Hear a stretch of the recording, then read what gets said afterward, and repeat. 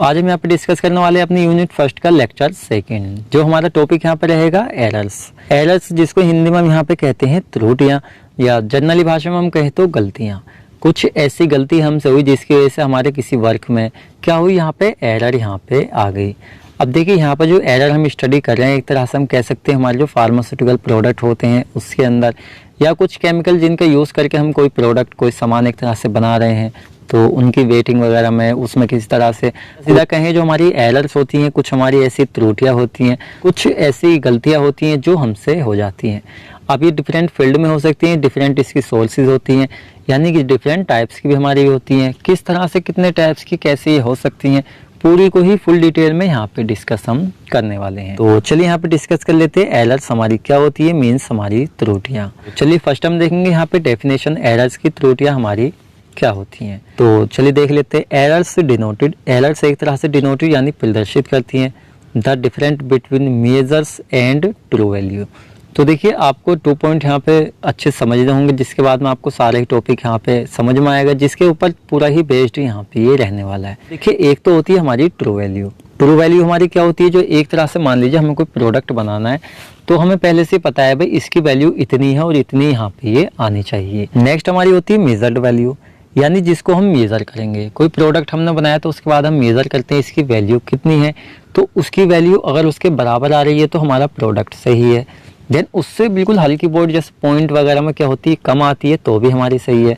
यानी बिल्कुल एक्यूरेट तो इम्पॉसिबल होता है, कभी कभी आ जाती है लेकिन इम्पॉसिबल होता है, लेकिन उसके क्या होता है बिल्कुल नियरली यानी पास तक वो आती है, जिसको एक तरह से हम ट्रू वैल्यू के समथिंग ही वहाँ पे कहते हैं। तो अगर जो हमारी एक तरह से क्या है यहाँ पे डिफरेंट अगर आती है मेजर्ड वैल्यू और ट्रू वैल्यू, तो एक तरह से हम कह सकते हो हमारी एरर है, यानी कुछ गलती कुछ त्रुटि हमसे ऐसी हो गई जिसकी वजह से एरर हमारी वो आ रही है। तो ट्रू वैल्यू और मेजर्ड वैल्यू यही हमारा इसके अंदर पूरा फॉर्मूला रहने वाला है। नेक्स्ट हम देख लेते हैं। It is impossible to completely eliminate an error while measurement. तो देखिए ये भी पॉसिबल नहीं है कि जो हमारा प्रोडक्ट है एक तरह से जब क्या कर रहे हैं हम उसको कम्प्लीटली एलिमिनेट कर रहे हैं, किसी भी एरर को जब हम ख़त्म कर रहे हैं एक तरह से प्योर कर रहे हैं प्रोडक्ट को, तो पूरी तरीके से वो ख़त्म हो जाए। तो थोड़ी बहुत तो देखिए आती ही है, यानी सारी ख़त्म नहीं हो सकती, लेकिन ट्रू वैल्यू के पास ही वहाँ पे वो आए तो हमारी वो सही है। तो कम्प्लीटली हम उसको रिमूव नहीं कर सकते। नेक्स्ट हम देख लेते हैं। Even when specialized hand of apparatus are employed. मान लीजिए कोई स्पेशलाइज्ड यानी कोई अच्छा अपैरेटस या कोई अच्छा से इंसान जो स्पेशलाइज्ड है इस चीज़ के अंदर, वो इस वर्क को कर रहा है तो भी कम्प्लीटली वहाँ से रिमूव करना इम्पॉसिबल हो जाता है, यानी कुछ तो हमारी उसके अंदर रहती है। तो इस तरह से आपको समझ आया होगा एरर्स जो हमारी क्या होती हैं, क्यों होती हैं और किस तरह से कितनी होती हैं। कि डेफिनेशन हिंदी प्लस इंग्लिश में हमने उन बच्चों के लिए लिखी हुई जो हिंदी प्लस इंग्लिश में स्टडी करते हैं। देन जो इंग्लिश में स्टडी करते हैं उनके लिए डेफिनेशन छोड़ सकते हो, उनके लिए किसी काम की नहीं है। तो आप इसको पढ़ ले, बिल्कुल वही लिखा हुआ है जो यहाँ पे हमने इंग्लिश में लिखा हुआ था। नेक्स्ट हम देख लेते हैं यहाँ पे सोर्सेज ऑफ एरर्स। अब देखिए एरर्स ये त्रुटियाँ हमसे हुई, लेकिन क्या वजह रही। देखिए कुछ जानबूझ के कुछ अनजाने में इस तरह से हमारी ये त्रुटियाँ होती हैं। मोस्टली अनजाने में होती हैं, जानबूझ के कोई नहीं करता है। जैसे कि सोर्सेज ऑफ एरर्स, क्या क्या सोर्सेज होती है जिनसे एरर्स ये हमारी होती हैं। सोर्सेज का सीधा हम मतलब समझते हैं जो एक तरह से रेस्पॉन्सिबल होती हैं इस चीज़ के लिए। ये पॉइंट टू पॉइंट इसको यहाँ पे हम देखेंगे। एंड जो हमारे हार्ड वर्ड है यहाँ पे उसके हमने हिंदी लिखी हुई है, आप चाहें तो इजीली उसको स्टडी कर सकते हैं। जैसे कि फर्स्ट पॉइंट हम देख लेते हैं।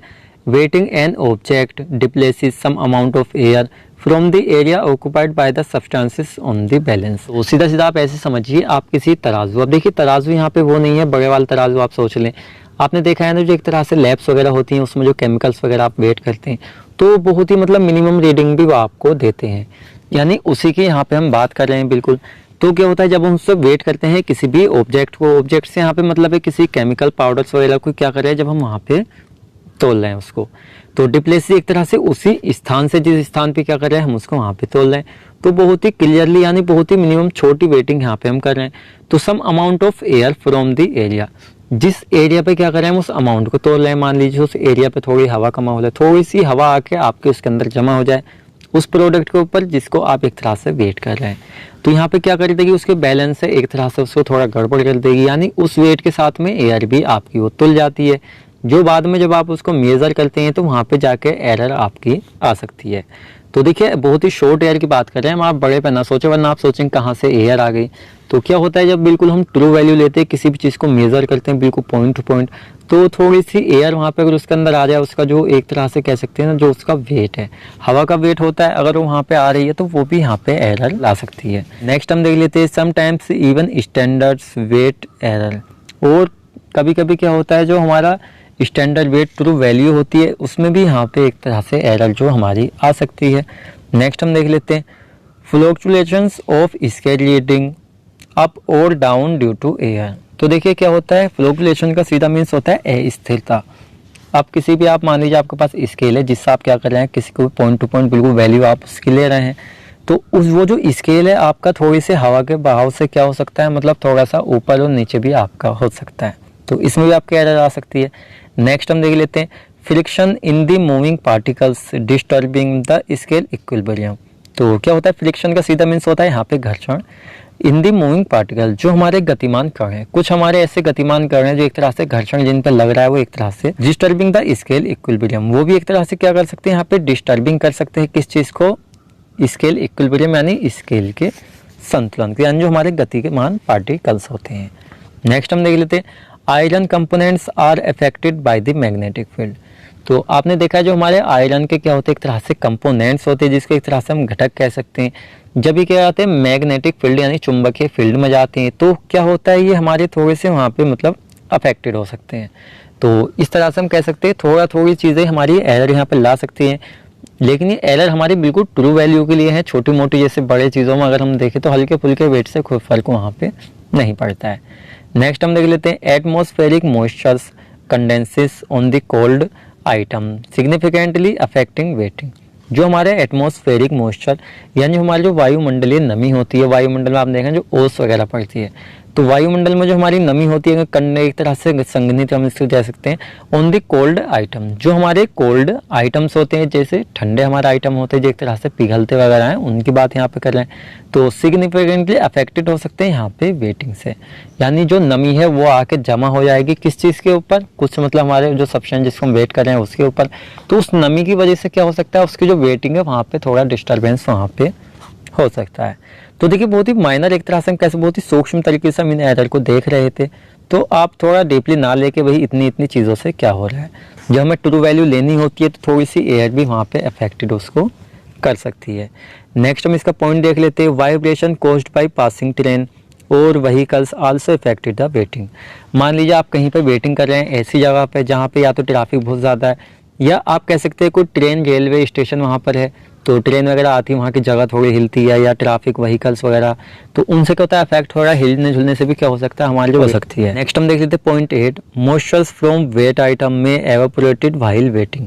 तो कुछ हमारे ऐसे नमी युक्त पदार्थ है जो एक तरह से नमी यानी वेट फॉर्म में है, तो वो थोड़े से एवापोरेट हो जाए, वाष्पित हो जाए, उनके एवापोरेट वो हो गए तो उनका वेट डिफरेंट हो जाएगा, हल्का कम वहाँ पे हो जाएगा, तो इस तरह से हमारे हो सकते हैं। नेक्स्ट हम देख लेते हैं बैलेंस मटेरियल में react with substances using weight. तो क्या करते हैं हमारे बहुत से ऐसे बैलेंस मटेरियल होते हैं जो रिएक्ट कर जाते हैं सब्सटेंसेस बीइंग वेट, जहाँ पर हम उसको वेट कर रहे हैं उसके साथ में एक तरह से रिएक्ट कर जाते हैं जिससे उनका जो वेट है वो वहाँ पे डिफरेंट आ सकता है। तो देखिए बहुत ही माइनर से एक तरह से बहुत ही सूक्ष्म तरीके से हम ये देख रहे थे सोर्सेज ऑफ एरर्स, तो इस तरह से हमारी एरर्स हो सकती हैं। बिग पैमाने पर अगर हम देखें तो बहुत टाइप से जो बड़ी एरर्स है वो भी हमारी हो सकती हैं। जैसे चलिए आगे इसको यहाँ पे हम देखेंगे।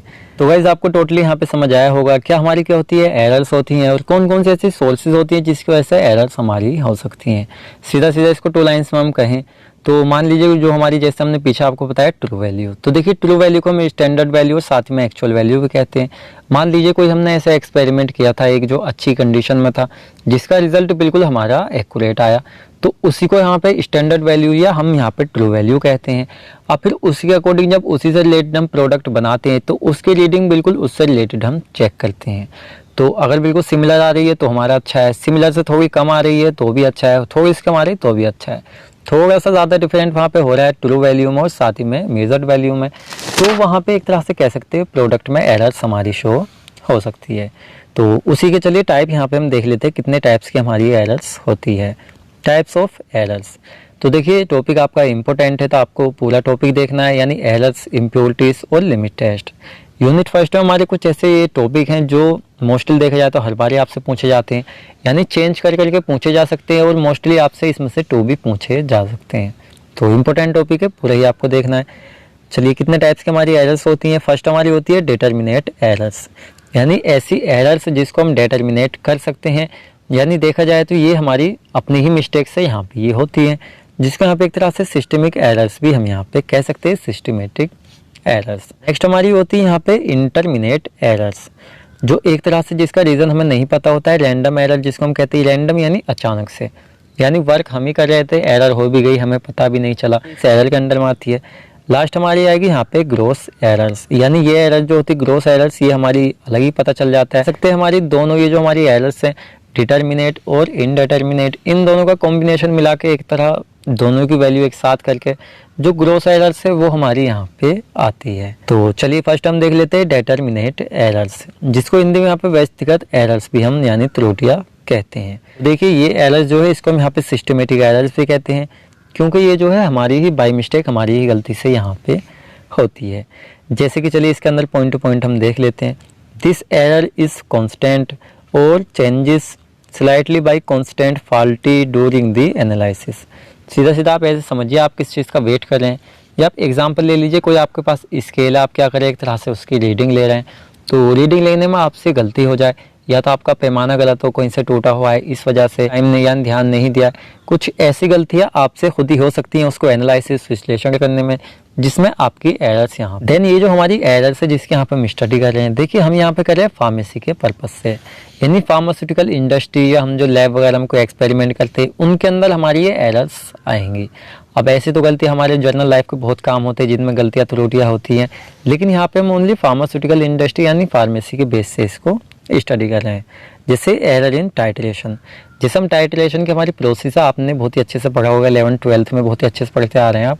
तो टाइट्रेशन एक ऐसी प्रोसेस होती है, इसमें अगर क्या करें हमारी कोई गलती हो जाए जिसकी वजह से क्या है एरर्स हमारी हो सकती है। नेक्स्ट हम इसके अंदर देख लेते हैं, these errors can be prevented और मिनिमाइज्ड। अब देखिए यहाँ पे हमें एक बेनिफिशियल पॉइंट रहता है, जो हमारी डिटर्मिनेट एरर से एक तरह से डिटरमाइन करते टाइम, एनालिसिस करते टाइम हो रही है, तो इस प्रोसेस को हम सही करके इसको मिनिमम एक तरह से कम भी यहाँ पे कर सकते हैं, जो हमारी डिटर्मिनेट एरर्स होती है। नेक्स्ट हम इसमें देख लेते हैं, identification and corrections of the systemic errors are possible.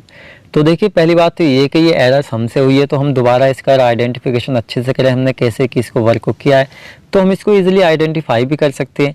साथ ही में करेक्शन जिसको हिंदी में हम कहते हैं सुधार, और इसमें सुधार भी हम यहाँ पे ला सकते हैं सिस्टमिक एरर्स में, ये हमारा पॉसिबल है क्योंकि हम से ये हुआ है, तो ये हमारा एक तरह से बेनिफिशियल होता है। अब देख लेते हैं सोर्सेज ऑफ सिस्टमेटिक एरर्स, ये जो हमारी एरर्स हुई हैं क्या क्या सोर्सेज रहेंगी जिसकी वजह से हमसे भी ये क्यों हुई। जैसे कि different analytical method are used for calculate the true value, जो हमारी ट्रू वैल्यू एक तरह से इसको हम स्टैंडर्ड वैल्यू कहते हैं, यानी एक ऐसी वैल्यू जिसको मतलब जिसके बराबर हम प्रोडक्ट की वैल्यू लानी थी, मेजर करनी थी, जो एक तरह से हम बना रहे थे। तो मान लीजिए हमने कोई डिफरेंट एनालिटिकल मेथड यूज़ कर लिया, जिसको हम एनालाइट एक तरह से कर रहे थे एनालिसिस, हमने कोई ऐसा डिफरेंट मेथड यूज़ किया जिससे हमें क्या है जो ट्रू वैल्यू है उसको कैलकुलेट करने में एक तरह से हम ऐसा पर ले, यानी डिफरेंट हमने यूज़ कर ली, जिसकी वजह से हमारी ट्रू वैल्यू वहाँ पे सही नहीं आई। तो ये एक फॉल्ट हो सकता है जिसको सही करके हम इसको सही कर सकते हैं। साथ ही में incorrect formula used for calculation, मान लीजिए हमें कैलकुलेशन करनी थी ट्रू वैल्यू के लिए, लेकिन हमने कोई ऐसा फॉर्मूला वहाँ पे यूज़ कर लिया जो एक तरह से गलत था, तो वहाँ पे एक तरह से एरर्स हमारी आ गई। तो इस फॉर्मूले को सही करके इस एरर को हम यहाँ पे सही कर सकते हैं। एरर प्रोड्यूस्ड ड्यूरिंग सैम्पलिंग, तो क्या होता है देखिए जब हम सैम्पलिंग करते हैं, लैब्स वगैरह में आपने सैम्पलिंग करी होगी, तो सैम्पलिंग करते टाइम मान लीजिए कोई ऐसी एरर है जो वहाँ पे आ गई, यानी ड्यूरिंग सैम्पलिंग, तो उसको आप सैम्पलिंग सही करके उस एरर को वहाँ पे दूर कर सकते हैं। नेक्स्ट हम देख लेते हैं, an error caused due to weighting wrong amount of sample. मान लीजिए क्या करते हैं, चलिए आपको एक टैबलेट बनानी है, तो आपको पता है भाई आपको इतनी पाउडर ये लेना है, इतनी क्वांटिटी में आपको ये लेना है, आपने अमाउंट करते टाइम ही क्या कर दी उसकी रीडिंग गलत कर दी, यानी जितनी अमाउंट में आपको लेना था उसकी अमाउंट आपने उतनी नहीं ली, यानी रॉन्ग अमाउंट आपने ले ली। जब आपने रॉन्ग अमाउंट ले ली तो आपका जो एक तरह से ट्रू वैल्यू है उसके बराबर जब आप मेजर करेंगे उसकी अपनी वैल्यू को, रीडिंग को, तो वहाँ पे प्रॉपर नहीं आएगी। तो एक तरह से इसको भी आप वेटिंग सही करके उसको सही कर सकते हैं। देखिए सोर्सेज तो हैं लेकिन हम आपको इसको बता रहे हैं क्योंकि आप सही भी इसको कर सकते हैं, ये हमारा यहाँ पे पॉसिबल होता है। नेक्स्ट हम देख लेते हैं, इनकरेक्ट कंसंट्रेशंस ऑफ टाइट्रेन, तो एक कंसंट्रेशन अगर इनकरेक्ट है वहाँ पे सही नहीं है सांद्रता, तो उससे भी एरर हो सकती है। साथ ही में सेंसर नॉट एडजस्टेड प्रॉपरली, जो हमारा सेंसर होते हैं उसको हम प्रॉपरली एडजस्ट नहीं करेंगे, तो वहाँ से भी हो सकती है। और साथ में लास्ट हम देख लेते हैं fast titration perform for the electrode to response. मान लीजिए हमें किसी भी चीज़ का रेस्पॉन्स लेना है कि यहाँ पे हमारा प्रोडक्ट क्या बन के आ रहा है, क्या रेस्पॉन्स इसका फाइनल रहने वाला है। तो टाइट्रेशन की प्रोसेस एक तरह से हम कह सकते हैं फास्ट, जो परफॉर्म करते हैं टाइट्रेशन घोलते हैं किस चीज़ को या वैसे हम टाइट्रेशन करते हैं, तो प्रोसेस हमने तेज़ कर दी अपना रिजल्ट रेस्पॉन्स लेने के लिए, तो वहाँ पर भी वो एरर हमारी हो सकती है। यानी जितने टाइम में उसको टाइट्रेट करना है, टाइट्रेशन करना है, उतने ही टाइम में हमें उसे प्रॉपरली करना है, जिससे जो उसकी मेजर्ड वैल्यू हमारी ट्रू वैल्यू की बराबर या उसके आसपास ही वहाँ पे आए। चलिए नेक्स्ट यहाँ पे हम देख लेते हैं इंटरमिनेट एरर्स। अब देखिए जिसको हम कहते हैं यहाँ पे अनिश्चित, यानी ये निश्चित नहीं होती लेकिन अचानक से रैंडमली हो गई। मसला क्या है कि सीधा सीधा हम कह सकते हैं कि डायरेक्टली कुछ ऐसा हो जाना जिसको हम चाह नहीं रहे थे, लेकिन रैंडमली अचानक से हो गया, लेकिन उसका हमें पता भी नहीं चला, बाद में उसका रिजल्ट सही वहाँ पे निकल के नहीं आया। तो ये हमारी होती है यहाँ पे random errors, also known as random error, जिसको यहाँ पे हम कहते हैं इंटरमिनेट एरर्स को।